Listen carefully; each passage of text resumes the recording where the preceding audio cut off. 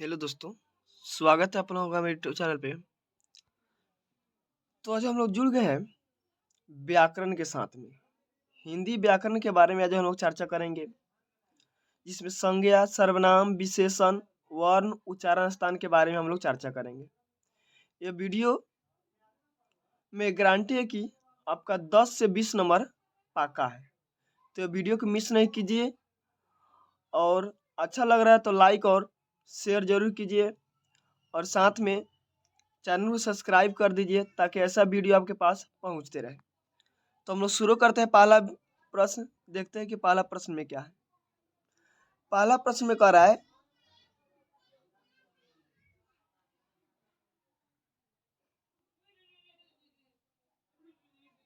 क का उच्चारण स्थान क्या है। क का उच्चारण स्थान क्या है। दंत, तालु, कंठ, नासिका। तो क का उच्चारण स्थान क्या होता है। क कंठ क्या होगा। कंठ। ध्यान दीजिए क वर्ग यानी क ख ग में जितना अक्षर होगा सबके उच्चारण स्थान क्या होता है। कंठ होता है। दो में प्रश्न कह रहा है स का उच्चारण स्थान क्या है। स का उच्चारण स्थान क्या है।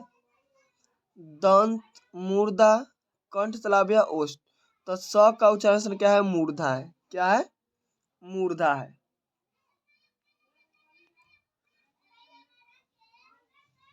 तीन में देख रहे हैं प्रश्न को। तीन में कह रहा है च का उच्चारण स्थान क्या है। च का उच्चारण स्थान क्या है। तालु, ओष्ठ, नासिका, कंठ।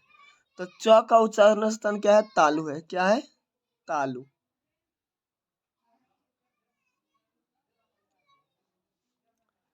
चार में प्रश्न कर रहा है वर्ण कितने प्रकार के होते हैं। वर्ण कितने प्रकार के होते हैं। ए में 2, बी में 3, सी में 4, डी में 10। तो वर्ण कितने प्रकार के होते हैं। वर्ण दो प्रकार के होते हैं, स्वर वर्ण और व्यंजन वर्ण। स्वर वर्ण और व्यंजन वर्ण।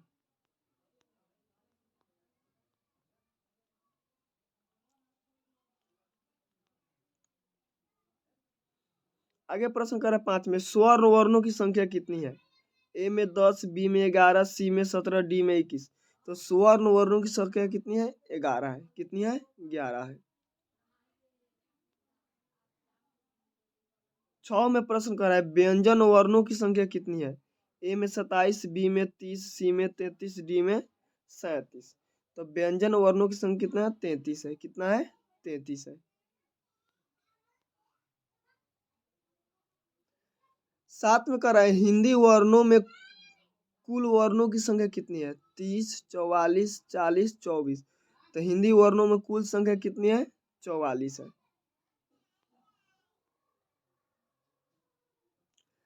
8 में कह रहा है प्रश्न अ का उच्चारण स्थान क्या है। अ का उच्चारण स्थान क्या है। दंत, होष्ठ, कंठ, तालव्य, मूर्धा। तो अ का उच्चारण स्थान क्या है। दंत। क्या है। दंत।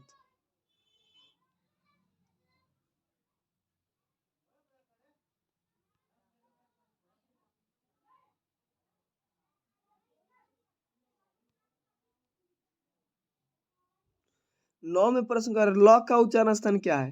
दंत, होष्ठ, कंठ, तालव्य, मूर्धा। ल का उच्चारण स्थान क्या है। तो दंत। क्या होगा। दंत।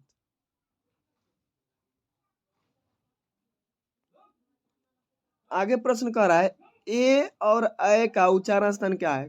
कंठ और तालु, ओष्ठ और दंत, कंठ, तालव्य, मूर्धा। तो क्या होगा। कंठ और तालु। ऑप्शन नंबर ए कंठ और तालु। आगे प्रश्न कर रहा है स का उच्चारण स्थान क्या है। ध्यान दीजिए तलाबस तलाबे स का उच्चारण स्थान क्या है। तालु, नासिका, ओष्ठ, दंत। तो तलाबे स का उच्चारण स्थान क्या होता है। तालु। क्या होता है। तालु।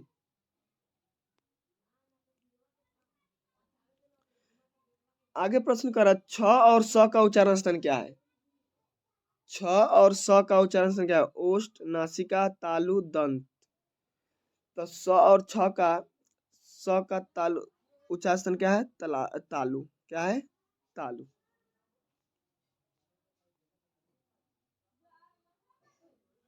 आगे प्रश्न कर रहा है म का उच्चारण स्थान क्या है। दंत कंठ तालव्य नासिका मूर्धा। तो म का उच्चारण स्थान क्या है? नासिका है। क्या है? नासिका। आगे प्रश्न कर रहा है 14 में, न का उच्चारण स्थान क्या है? दंत कंठ तालव्य नासिका मूर्धा। तो न का भी क्या होगा? नासिका। ध्यान दीजिएगा, न, न, य, म, इन सब का उच्चारण स्थान क्या होता है? नासिका होता है। क्या होता है? नासिका होता है। यानी जिनका पांचवा वर्ण कथी होता है, इन सभी का नासिका होता है, उच्चारण स्थान नासिका होता है। 15 में कह रहा है उ का आचरण स्थान क्या है? दंत ओष्ठ कंठ तालव्य मूर्धा। उ का आचरण स्थान क्या होता है? तो ओष्ठ होता है। क्या होता है? ओष्ठ होता है। 16 में कह रहा है अंग का उच्चारण स्थान क्या है? दंत होष्ठ कंठ तालव्य नासिका। तो क्या होगा? नासिका। आंसर हो जाएगा नासिका, ऑप्शन नंबर डी।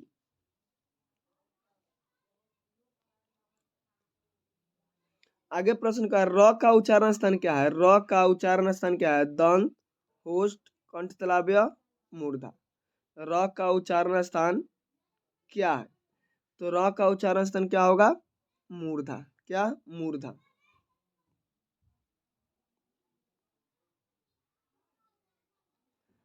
आगे प्रश्न कर रहा है ई, छोटी ई और बड़ी ई का उच्चारण स्थान क्या है? ओष्ठ नासिका तालु दंतोष्ठ। छोटी ई और बड़ी ई की उच्चारण स्थान क्या है? तो तालु। क्या होगा? तालु, ऑप्शन नंबर सी, तालु।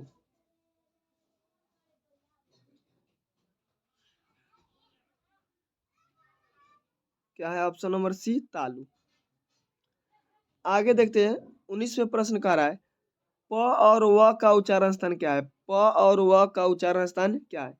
दंत प्लस ओष्ठ नासिका तालु प्लस दंत, दंत प्लस ओष्ठ प्लस नासिका। तो प और व का उच्चारण क्या होगा? दंत प्लस ओष्ठ, दंत प्लस ओष्ठ। 20 में प्रश्न कर रहा है घ का उच्चारण स्थान क्या है? मूर्धा कंठ दंत नासिका। तो क्या होगा? दंत। क्या होगा? दंत।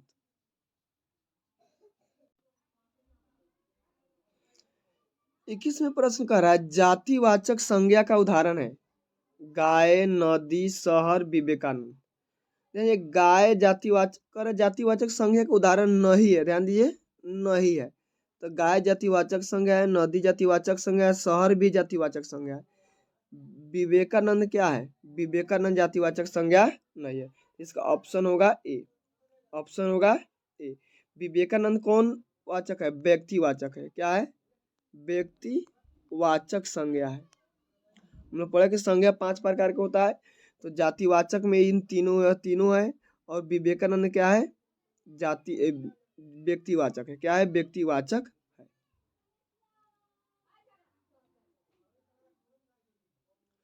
22 में प्रश्न है द्रववाचक संज्ञा का उदाहरण है। द्रववाचक संज्ञा क्या होता है? जिसे हम नापते या तौलते हैं। जैसे गुच्छा दिया है, बी में तेल है, सी में कक्षा है, डी में शहर है। तो इसमें किसको हम नापते या तौलते? तो क्या होगा? तेल। ऑप्शन नंबर बी आंसर होगा इसका। 23 में प्रश्न करें बुढ़ापे में इंसान बिल्कुल बच्चा बन जाता है। इस वाक्य में बुढ़ापे में कौन सी संज्ञा है? ए में जातिवाचक, बी में व्यक्तिवाचक, सी में भाववाचक, डी में समूहवाचक। तो बिल्कुल वाचक, तो बुढ़ापा कौन सा संज्ञा है? तो बुढ़ापा कौन सा संज्ञा है? भाववाचक संज्ञा। कौन? भाववाचक संज्ञा।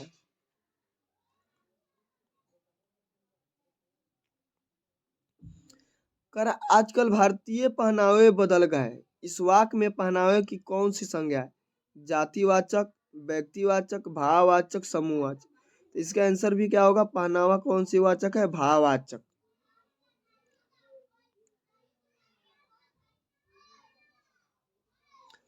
आगे प्रश्न कर रहा है मुख्य रूप से संज्ञा कितने भेद है? ए में 5, बी में 3, सी में 4, डी में 7। तो मुख्य रूप से संज्ञा के 3 भेद है। मुख्य रूप से संज्ञा कितने भेद है? 3 भेद है। 26 में प्रश्न पूछ रहा है सर्वनाम के कितने भेद है? ए में 5, बी में 3, सी में 6, डी में 7। तो सर्वनाम कितने भेद है? 6 भेद है। ध्यान दीजिए 2019 में पूछा हुआ है। 6 भेद है।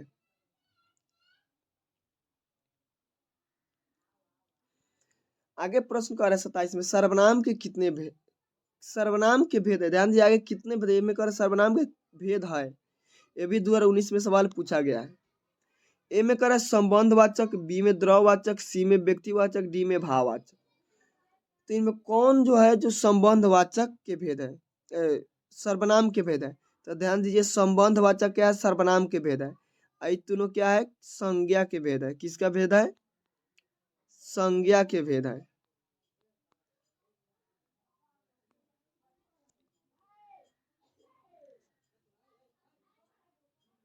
अट्ठाईस में प्रश्न कर रहा है पुरुषवाचक सर्वनाम का भेद नहीं है। ए में उत्तम पुरुष, बी में मध्यम पुरुष, सी में अन्य पुरुष, डी में निश्चयवाचक। तो आंसर क्या होगा, निश्चयवाचक। यह तीनों पुरुषवाचक का भेद है। पुरुषवाचक कितने भेद होते हैं, तो 3 भेद होते हैं, ये उत्तम, मध्यम और अन्य पुरुष।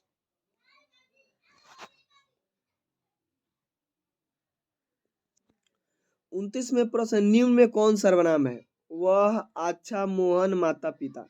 तो सर्वनाम किसे कहते हैं, तो सर्वनाम वो होता है जो संज्ञा के बदले में आता है। तो इसमें संज्ञा के बदले कौन आया है, वह आया है, तो वह क्या होगा, सर्वनाम होगा। अच्छा क्या है, विशेषण है। अच्छा क्या है, विशेषण है। मोहन क्या है, संज्ञा है। मोहन क्या है, संज्ञा है। और माता पिता क्या है, संज्ञा है। आगे प्रश्न करे आपने क्या खाया, इस वाक्य में कौन सा सर्वनाम है, निश्चयवाचक, अनिश्चयवाचक, प्रश्नवाचक या पुरुषवाचक। आपने क्या खाया, तो क्या होगा प्रश्न, प्रश्नवाचक सर्वनाम। मैं आप चला जाऊंगा, इस वाक्य में आप कौन सा सर्वनाम है, इस वाक्य में आप कौन सा सर्वनाम है, पुरुषवाचक, निजवाचक, निश्चयवाचक, संबंधवाचक। आप कौन सा सर्वनाम है, निजवाचक। कौन, निजवाचक।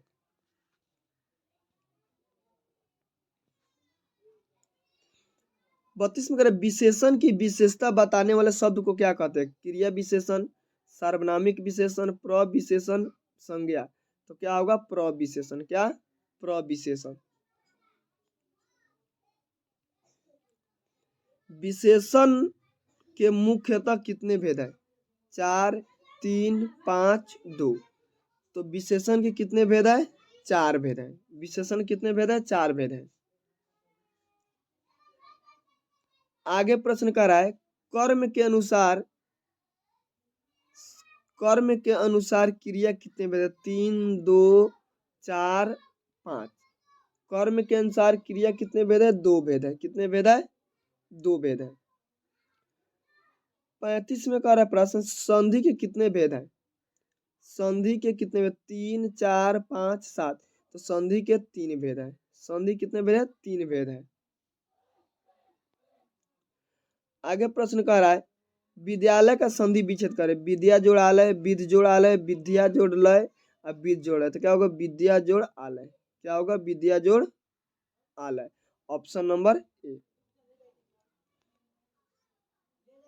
प्रश्न है करे ज्योति मर एक उदाहरण है, स्वर संधि, व्यंजन संधि, विसर्ग संधि, समास। तो क्या होगा, विसर्ग संधि। कौन संधि, विसर्ग संधि। व्यायाम का संधि विच्छेद है, व्य जोड़ आयाम, बी जोड़ आयाम, ब्या जोड़ आयाम, ब्या जोड़ आयाम। तो क्या होगा, बी जोड़ आयाम, बी जोड़ आयाम। नीरव का संधि विच्छेद क्या है, तो नीरव का संधि विच्छेद नी जोड़ रव है, नी जोड़ रव है। आगे प्रश्न दयोधन का संधि विच्छेद दधि जोड़ उदन, दधि जोड़ ओदन, दधि जोड़ उदन और दधि जोड़ औदन। तो क्या होगा, दधि जोड़ उदन। Option number A.